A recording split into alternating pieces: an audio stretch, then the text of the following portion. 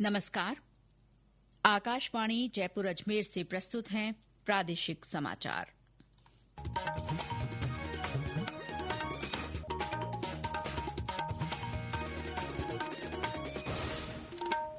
मुख्य समाचार। न्यायमूर्ति सूर्यकांत देश के 53वें मुख्य न्यायाधीश बने। राष्ट्रपति द्रौपदी मुर्मू ने उन्हें पद की शपथ दिलाई। देश के 12 राज्यों में हो रहे मतदाता सूची के विशेष गहन पुनरीक्षण अभियान में राजस्थान पहले स्थान पर। 4 करोड़ से ज्यादा गणना प्रपत्र अपलोड किए गए। 5वें खेलो इंडिया यूनिवर्सिटी गेम्स का जयपुर के सवाई मानसिंह स्टेडियम में भव्य शुभारंभ। और बॉलीवुड के हीमैन धर्मेंद्र का 89 वर्ष की आयु में निधन। फिल्म जगत और फैंस में शोक की लहर। समाचारों के साथ मैं शीला चावला। और अब समाचार विस्तार से। न्यायमूर्ति सूर्यकांत ने आज देश के 53वें मुख्य न्यायाधीश के रूप में शपथ ली। राष्ट्रपति द्रौपदी मुर्मू ने राष्ट्रपति भवन में न्यायमूर्ति सूर्यकांत को पद की शपथ दिलाई। न्यायाधीश न्यायमूर्ति सूर्यकांत ने न्यायमूर्ति बीआर गवई का स्थान लिया है। वर्ष 1962 में हरियाणा के हिसार में जन्मे न्यायमूर्ति सूर्यकांत ने 1984 में हिसार जिला न्यायालय में वकालत शुरू की। जुलाई 2000 में उन्हें हरियाणा के सबसे युवा महाधिवक्ता होने का गौरव प्राप्त हुआ। अक्टूबर 2018 में न्यायमूर्ति सूर्यकांत को हिमाचल प्रदेश उच्च न्यायालय का मुख्य न्यायाधीश नियुक्त किया गया।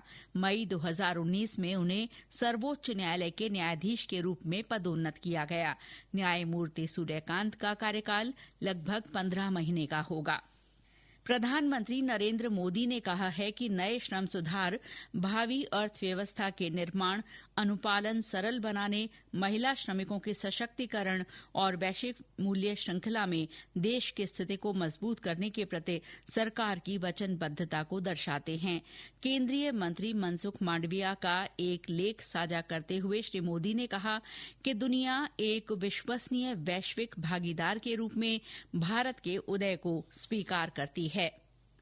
देश के 12 राज्यों में हो रहे मतदाता सूची के विशेष गहन पुनरीक्षण अभियान में राजस्थान पहले स्थान पर है।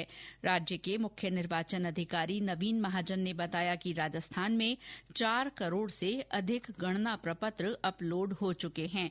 उन्होंने बताया कि इस अभियान में अच्छा कार्य करने वाले 1800 से अधिक बीएलओ का सम्मान हो चुका है।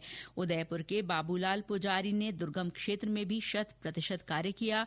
चित्तौड़गढ़ के सूरजमल धाकड़ ने 100% उपलब्धि हासिल कर इतिहास रचा। वहीं सवाई माधोपुर के सेवानिवृत्त कल्याण मीणा ने दिव्यांगता के बावजूद टीम वर्क से सहयोग किया। श्री महाजन ने कहा कि इन बीएलओ ने साबित किया कि किसी भी बड़े लक्ष्य को पाने के लिए शरीर की नहीं, मन की स्वस्थता आवश्यक है। एसआईआर को सफल बनाने के लिए जो हमारे बीएलओ बंधु हैं, उनमें से कुछ जो दिव्यांग थे, उन्होंने भी बहुत ही अभूतपूर्व योगदान दिया है और उन्होंने ये चीज साबित कर दी है कि सीमा शरीर की हो सकती है, संकल्प या इच्छा शक्ति की नहीं। मुख्यमंत्री भजनलाल शर्मा ने आज मुख्यमंत्री निवास पर नियमित जन सुनवाई की। उन्होंने अधिकारियों को संवेदनशील होकर समस्याओं को शीघ्र निपटाने के निर्देश दिए। मुख्यमंत्री ने कहा कि अंत्योदय ही राज्य सरकार की योजनाओं का मुख्य लक्ष्य है। अधिकारी इन प्रकरणों को सर्वोच्च प्राथमिकता दें। श्री शर्मा ने सामाजिक न्याय, ग्रामीण विकास, राजस्व, शिक्षा और चिकित्सा सहित विभिन्न विभागों की परिवेदनाएं सुनी। उन्होंने कई समस्याओं का मौके पर ही समाधान किया। मुख्यमंत्री ने लंबित मामलों की नियमित मॉनिटरिंग और लापरवाही पर सख्त कार्रवाई के निर्देश दिए। राज्य पिछड़ा वर्ग आयोग के अध्यक्ष सेवानिवृत्त न्यायाधीश मदन लाल भाटी ने आज भरतपुर में संभाग स्तरीय संवाद किया। उन्होंने जनप्रतिनिधियों और सामाजिक संगठनों से स्थानीय निकायों और पंचायत राज संस्थाओं में ओबीसी के राजनीतिक आरक्षण पर फीडबैक लिया। श्री भाटी ने बताया कि आयोग वाजिब लोगों को प्रतिनिधित्व दिलाने के लिए रिपोर्ट तैयार करेगा। इसके लिए आयोग राजनीतिक, सामाजिक, शैक्षणिक और आर्थिक पिछड़ेपन का आकलन करने के लिए स्वतंत्र सर्वे भी कराएगा। आयोग सर्वोच्च न्यायालय के दिशा निर्देशों के अनुसार सरकार को अपनी रिपोर्ट पेश करेगा। मुख्य सचिव बी श्रीनिवास ने पंच गौरव योजना को राज्य के पंचमुखी विकास की महत्वाकांक्षी पहल बताया है। उन्होंने आज जयपुर में आयोजित समीक्षा बैठक में अधिकारियों को निर्देश दिए कि इस योजना के सभी कार्यों को समय सीमा में और गुणवत्ता के साथ पूरा किया जाए। पंच गौरव योजना के तहत प्रत्येक जिले के एक उत्पाद, एक उपज, एक खेल, एक वनस्पति और एक पर्यटन स्थल को प्रोत्साहित किया जा रहा है। श्रीयुत श्रीनिवास ने कार्यों की नियमित मॉनिटरिंग करने और ग्रामीण स्तर पर जन भागीदारी बढ़ाने के लिए व्यापक प्रचार प्रसार सुनिश्चित करने के निर्देश दिए। उन्होंने कहा कि ये योजना ग्रामीण पर्यटन और सामुदायिक जीवन को भी नई दिशा देगी। ये समाचार आकाशवाणी जयपुर अजमेर से प्रसारित किए जा रहे हैं। प्रादेशिक समाचार बुलेटिन आप हमारे x handle @AIRnews_Jaipur, YouTube channel Rajasthan AIR news और फेसबुक AIR न्यूज राजस्थान पर भी सुन सकते हैं। 5वें खेलो इंडिया यूनिवर्सिटी गेम्स आज से शुरू हो रहे हैं। इस समय जयपुर के सवाई मानसिंह स्टेडियम में इन खेलों का शुभारंभ समारोह आयोजित किया जा रहा है। इस समारोह में मुख्यमंत्री भजनलाल शर्मा, केंद्रीय युवा मामले और खेल मंत्री मनसुख मांडविया और राज्य के खेल मंत्री कर्नल राज्यवर्धन सिंह राठौड़ शिरकत कर रहे हैं। उद्घाटन समारोह को भव्य और शानदार बनाने के लिए व्यापक तैयारियां की गई हैं। समारोह में पुलिस बैंड की प्रस्तुति के साथ राज्य की कला और संस्कृति की झलक देखने को मिलेगी। समारोह में प्रधानमंत्री का संदेश भी पढ़ा जाएगा। इन खेलों में देश भर के 230 विश्वविद्यालयों के करीब 5,000 खिलाड़ी समेत कुल 7,000 प्रतिनिधि भाग ले रहे हैं। एक रिपोर्ट। खेलो इंडिया यूनिवर्सिटी गेम्स में खिलाड़ी 23 खेल प्रतिस्पर्धाओं में हिस्सा ले रहे हैं। वहीं परंपरागत खेल खो खो का प्रदर्शन मैच भी होगा। ये प्रतियोगिताएं जयपुर के अलावा उदयपुर, जोधपुर, कोटा, अजमेर, भरतपुर और बीकानेर में भी आयोजित होंगी। आज सुबह से प्रतिस्पर्धाएं शुरू हो चुकी है। इस साल प्रतियोगिताओं में पहली बार कैनोइंग, कयाकिंग, साइकिलिंग और बीच वॉलीबॉल खेलों को भी शामिल किया गया है। इन खेलों में भाग लेने के लिए सबसे बड़ा दल पंजाब से आया है, वहीं दूसरा सबसे बड़ा दल मेजबान राजस्थान का है। यह पहला मौका है जब राजस्थान को इन खेलों की मेजबानी मिली है, इसलिए राज्य सरकार के साथ प्रदेश के नागरिक और विभिन्न संस्थाएं खिलाड़ियों और अतिथियों के सत्कार में कोई कसर नहीं छोड़ना चाहती। जितेंद्र द्विवेदी, आकाशवाणी समाचार, जयपुर। राज्य में पहली बार आयोजित हो रहे इन खेलों के लिए प्रदेशवासियों में खासा उत्साह है। एक युवा ने कहा कि इससे राज्य के खिलाड़ियों को प्रोत्साहन मिलेगा। हमें इस बात का बहुत प्राउड है कि पहली बार हमारे जयपुर में ये सब कुछ ऑर्गेनाइज हो रहा है और इससे हमें भी बहुत बूस्टअप मिलेगा, बहुत प्राउड फील होगा। हमें भी आगे मोटिवेशन मिलेगा कि हम भी कभी ऐसे इतने बड़े यूनिवर्सिटीज गेम में हम भी कभी पार्टिसिपेट करें। खिलाड़ियों का उत्साह भी देखते ही बनता है। एक खिलाड़ी ने अपने अनुभव साझा किए। फर्स्ट टाइम मैं स्कूल में खेली थी तो देखा था मैंने स्कूल में, तो मेरे को यूँ लगा कि मैं भी एक बार खेल के देखूं कैसा होता है। जब मैंने एक बार खेला, मैं स्टेट तक पहुंची तो मुझे बहुत अच्छा लगा। मैंने कहा मैं कुछ कर सकती हूँ। फिर मैंने मम्मी पापा को बोला कि मुझे जूडो सीखना है, तो पापा लेके गए मेरे को। देवस्थान मंत्री जोराराम कुमावत ने आज वरिष्ठ नागरिक तीर्थ यात्रा योजना के तहत जवाई बांध से जगन्नाथपुरी के लिए विशेष ट्रेन को हरी झंडी दिखाकर रवाना किया।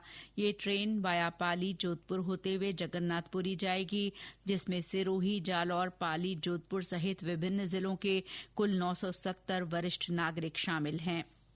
विधिक कार्य मंत्री जोगाराम पटेल ने लूणी विधानसभा क्षेत्र की ग्राम पंचायत सांगरिया में 1,44,00,000 रुपए की पेयजल परियोजनाओं का शिलान्यास किया। श्री पटेल ने कहा कि ये परियोजनाएं रामदेव नगर, गणेश नगर सहित अन्य कॉलोनियों में जलापूर्ति सुनिश्चित करेंगी। उन्होंने कहा कि सांगरिया में पेयजल, सड़क, सीवरेज जैसी नगरीय सुविधाओं का विस्तार चरणबद्ध रूप से किया जाएगा। पत्र सूचना कार्यालय के प्रधान महानिदेशक धीरेन्द्र ओझा ने आज जयपुर में सूचना और प्रसारण मंत्रालय की मीडिया इकाइयों के अधिकारियों के साथ बैठक की। उन्होंने कहा कि केंद्र सरकार की जन कल्याणकारी योजनाओं को जन जन तक पहुंचाने के लिए मीडिया इकाइयों के बीच तालमेल और संयुक्त कार्यशैली आवश्यक है। श्री ओझा ने सोशल मीडिया आउटरीच कार्यक्रमों और नई तकनीकों का उपयोग करके सरकारी योजनाओं की जानकारी अधिक से अधिक लोगों तक पहुंचाने पर जोर दिया। इस मौके पर पीआईबी जयपुर की अपर महानिदेशक ऋतु शुक्ला ने विभागीय गतिविधियों और संचार अभियानों की जानकारी साझा की। बॉलीवुड के हीमैन धर्मेंद्र का आज मुंबई के एक अस्पताल में निधन हो गया। वे 89 वर्ष के थे। उनके निधन से फिल्म जगत और उनके करोड़ों फैंस में शोक की लहर दौड़ गई है। पंजाब के इस साधारण लड़के ने अपने अभिनय के दम पर बॉलीवुड में एक दिग्गज सितारे का मुकाम हासिल किया। उन्होंने 6 दशकों से अधिक के करियर में शोले, सत्यकाम, चुपके चुपके जैसी 300 से ज्यादा यादगार फिल्में दी। अपनी शानदार अदाकारी और जिंदा दिली के लिए मशहूर धर्मेंद्र को 2012 में पद्म भूषण से सम्मानित किया गया था। धर्मेंद्र साल 2004 में बीकानेर से लोकसभा सांसद चुने गए। राष्ट्रपति द्रौपदी मुर्मू, उपराष्ट्रपति सीपी राधाकृष्णन और प्रधानमंत्री नरेंद्र मोदी ने अभिनेता धर्मेंद्र की मृत्यु पर शोक व्यक्त किया है। राज्यपाल हरिभाऊ बागड़े ने उनके निधन पर गहरा शोक जताते हुए कहा कि फिल्म जगत को धर्मेंद्र के चले जाने से अपूर्णीय क्षति हुई है।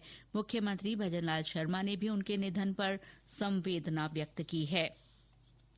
सिखों के 9वें गुरु श्री तेग बहादुर जी का 350वां शहीदी दिवस पूरे प्रदेश में श्रद्धा के साथ मनाया जा रहा है। पाली शहर के सूरज पोल स्थित गुरुद्वारे में गुरु जी की महान शहादत और बलिदान को याद करते हुए अखंड पाठ का आयोजन किया गया। श्रीगंगानगर के गुरुद्वारों में नगर कीर्तन के आयोजन हुए। जिला मुख्यालय पर पहली बार 21 गुरुद्वारों द्वारा सामूहिक रूप से शहीदी पर्व कल मनाया जाएगा। प्रधानमंत्री नरेंद्र मोदी गुरु तेग बहादुर जी के 350वें शहीदी दिवस के उपलक्ष्य में कल शाम कुरुक्षेत्र में होने वाले कार्यक्रम में विशेष सिक्का और स्मारक डाक टिकट जारी करेंगे। और अंत में मुख्य समाचार एक बार फिर। न्यायमूर्ति सूर्यकांत देश के 53वें मुख्य न्यायाधीश बने। राष्ट्रपति द्रौपदी मुर्मू ने उन्हें पद की शपथ दिलाई। देश के 12 राज्यों में हो रहे मतदाता सूची के विशेष गहन पुनरीक्षण अभियान में राजस्थान पहले स्थान पर। 4 करोड़ से ज्यादा गणना प्रपत्र अपलोड किए गए। 5वें खेलो इंडिया यूनिवर्सिटी गेम्स का जयपुर के सवाई मानसिंह स्टेडियम में भव्य शुभारंभ। और बॉलीवुड के हीमैन धर्मेंद्र का 89 वर्ष की आयु में निधन। फिल्म जगत और फैंस में शोक की लहर। इसके साथ ही प्रादेशिक समाचार बुलेटिन समाप्त हुआ। नमस्कार।